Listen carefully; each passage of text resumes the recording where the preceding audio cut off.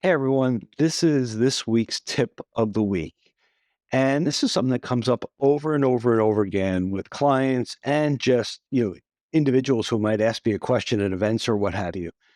And that is, when I use the words competitive displacement.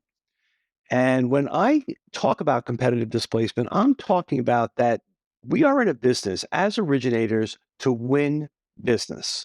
And if we're talking about like referral partners, it's real simple. It cannot be a win-win scenario.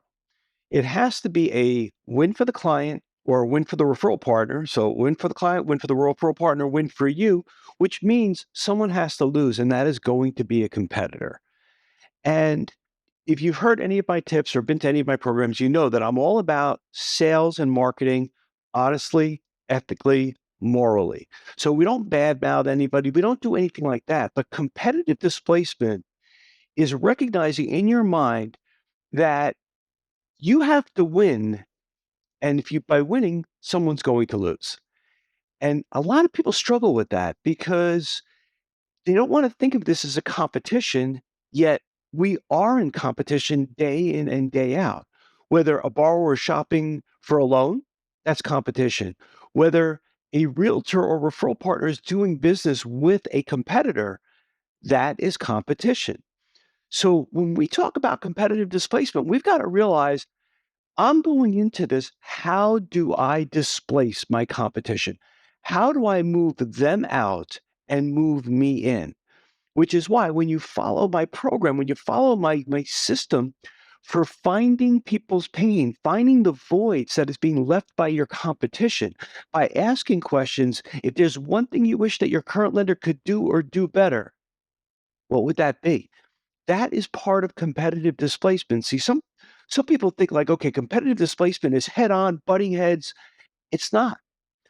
Competitive displacement is simply getting yourself into a position that you are seen as the viable resource or the viable source for financing, either for the referral partner or for their clients, or if you're dealing just directly with a client, that they see you as the person to get their financing from. And you can't get hung up in I've got to find, realtors that are not doing business with other loan officers. That's crazy because they don't know how to refer business. What you want to do is you want to decide who your target is, research them, and then master the questions that help you find the areas of dissatisfaction that they're currently experiencing. And it's questions as simple as if there's one thing your lender could do or do better, what would it be? Okay. If you had a wish list, if you had a dream list of what a great lender could do for you, what would it be? And now people say, well, what if they give me something I can't answer or I can't do? You say, great. What else? You just ask what else a few times, and sooner or later, the realtor is going to say something that you can deliver, that you can give to them. But the key to competitive displacement is not what you say. The key to competitive displacement is making sure you know what to ask.